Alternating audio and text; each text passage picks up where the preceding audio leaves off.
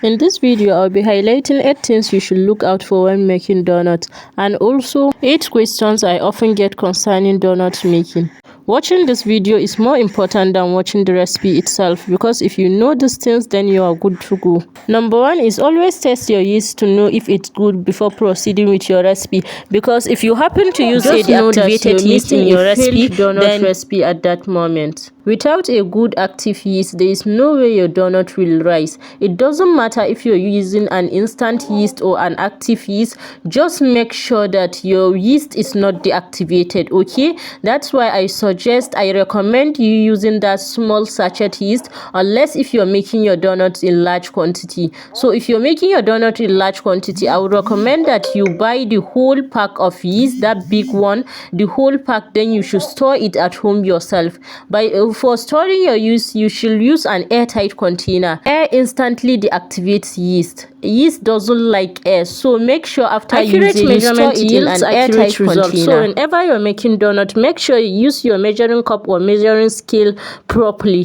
Also, there are some people that if a recipe calls for 4 cups of flour, they will decide to use 4.5 cup or 4.25 cup, thinking that that half cup they added will not affect their recipe. Well, you're totally wrong there. If a recipe calls for 4 cups, please use 4 cups.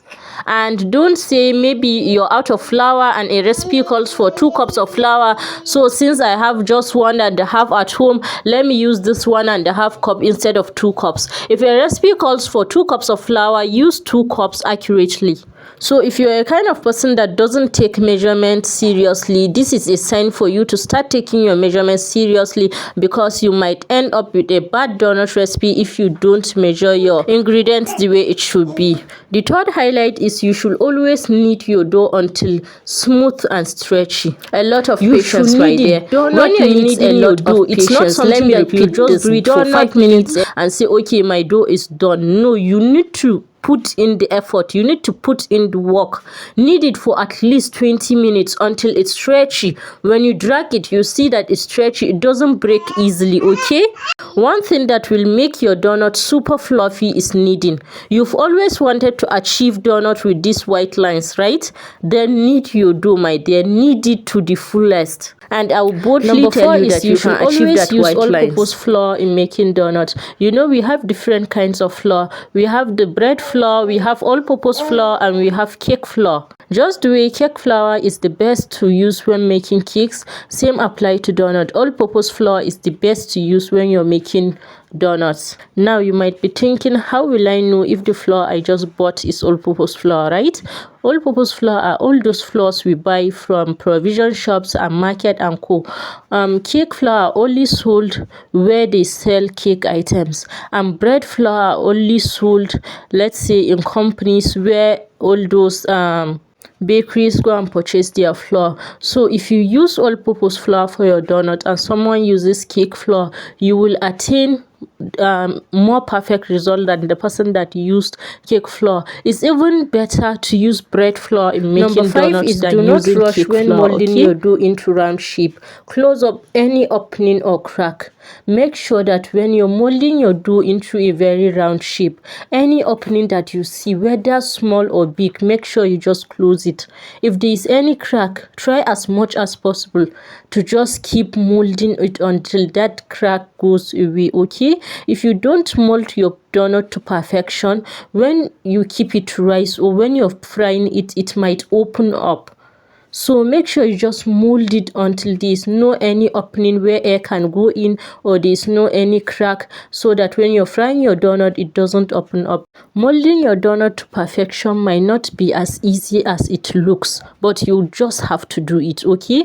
If you can't do it with your hand, just use a cup like I did in the video and mold your donut. It might take even more time with the cup, but you will attain a very round Number 6 is do not better shape if you're using the cup. Once it have risen, always place it on a parchment paper for easy lifting. Why do I say this? once you mold your dough, you should get a parchment paper. If you don't have a parchment paper, which is a baking paper, you can get normal paper. It's just that if you're using a normal paper, you have to sprinkle flour on it, enough flour, so that your donut doesn't stick to the paper once it have risen up. So when you want to fry your donuts have already risen, right? If you touch the donut directly, it's going to deflate. So you are going to use your hand to lift that paper gently and put the donut into the oil. You don't touch it with your hands. Once you touch your donuts, it's going to deflate. That's why I said number 7 is keep your flame moderately low when frying your donut, and you should fry just a few at a time. Why do I say this? If your flame is very high, you will end up with a donut that is fried on the outside but sticky and uncooked on the inside. And if your flame is not moderately low, that is, it's very low, you'll end up with donuts that soak oil. It will be soaked up in oil. Okay, so that's why I say you should keep your flame moderately low. And I also said that you should fry just a few donuts at a time. If you fill your pan with donuts, like frying 6 to 7 at a time, my dear, the temperature of the oil will change and your donut will still soak up oil. Okay, so you should fry like 2 to 3 at a time if you're using a small pan, or you should fry 4 to 5 at a time if you're using something like a bigger pan. And make sure your oil gets very number hot. 8 is do not let your dough over-rise before frying, but make sure it has risen enough. So how do you know if your dough is half over-risen or it's about to over-rise? You'll see some small bubbles start to pop in on your donut.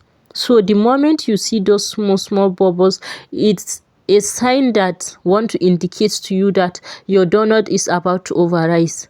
When those small bubbles turn to big ones and the donut start to deflate, that means it have over-risen. Even if you fry that donut, it won't be fluffy. So the moment you notice those small bubbles, just be fast. Just fry your donut immediately before it over-rise. Because frying donuts that have already over-risen will turn out even worse than those that have not risen yet. So donuts need your full attention. Once you have molded it, you have to just keep checking it regularly. Once it's fully risen, you just go ahead to start frying before it over-rise. Don't forget to like and subscribe for more amazing recipes and kitchen hacks. You will definitely love the content I'm putting out here. So now moving on to the questions I often ask, and you will learn more. Why should I add baking powder to the recipe?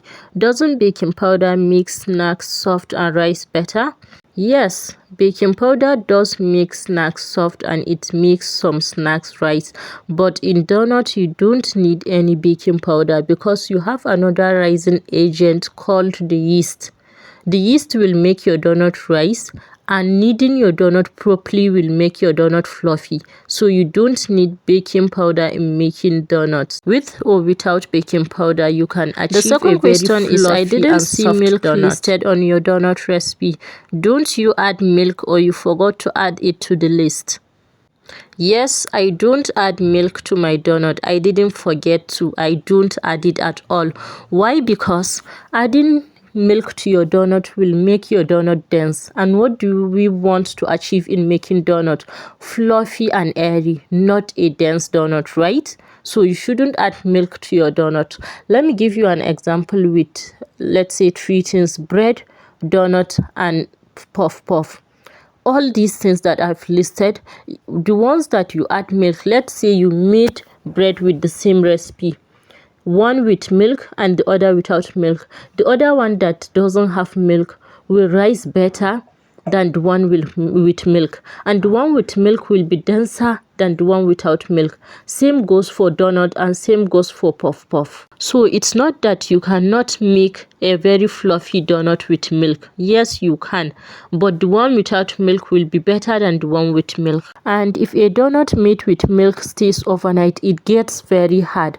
Sometimes if it spends like 2 to 3 days, it gets very, very hard, like chin chin, okay? But if you don't add milk to your donut, even if it stays for a day or two, it will still look fresh. Even though you have to warm it, but it will look fresh and it won't get hard. So if you want some milky flavor in your donut, instead of adding milk, you can add milk flavor.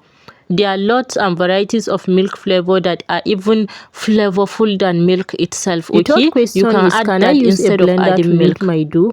No, you cannot use a blender to knead your dough unless if you want to spoil your blender. Even if you have a very high and durable blender, all those Phoebe, Bucci mix and rest, you cannot use it to knead your dough.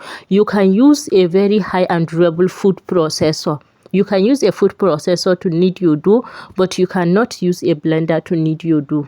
The fourth question says, my donut is always well fried on the outside but sticky on the inside. It's 1 out of 2. It's either your donut haven't risen enough before you fried it, or you fried your donut on high heat. And how do you know if your donut have risen enough for you to fry? You'll see that when you add the donut into the oil, it will float on the oil. It won't even sink before floating. It will totally float on the oil, so that way you'll know that your donut have risen enough. And not just float on the oil, you'll see that it's very airy and it have doubled or triple. Isn't the sugar too small for that recipe? Can I add more sugar?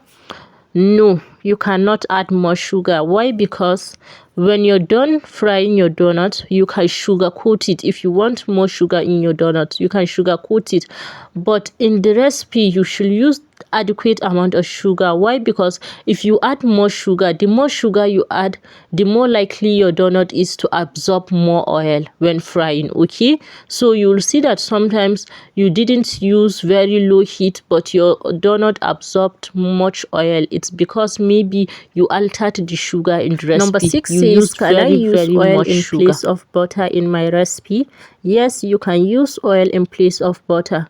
Just substitute it. If the recipe calls for 2 tablespoons of butter, you can use 2 tablespoons of vegetable oil or the next question is, how can I get exact size if I don't have a scale? If you don't have a scale to weigh your donut, how do you get exact sizes, right? So what you do is you can just weigh it with your hand. It might not be as equal as the one you used a scale, but it might, you might just manage that, okay? Or you can get something like a, what should I call, a scoop. If you have a bigger scoop, you can just scoop out the dough. So you'll measure it using that scoop instead of Number 8 your says, hand. How do I know if my dough have risen enough for me to fry? I have answered this question before and I'll answer it again. You'll see that your donut have been very airy on the inside, and then you'll see that it have doubled or even tripled in size. And once you drop it into the oil, you'll see that it's floating completely on top of the oil. It's just the bottom of the dough that is touching the oil, okay? But if it sinks a bit, that means your donut have not fully risen. If it sinks completely, that means your donut have not risen at all. So it's not that it will sink at first and float later. No, it's meant to float on the oil once you drop it in. So don't make donuts until you watch this till the end and figure out if your mistakes. If you did, please give me a thumbs up and subscribe to my channel. I will be dropping more valuable content. See you in my next one. Fi amanillah.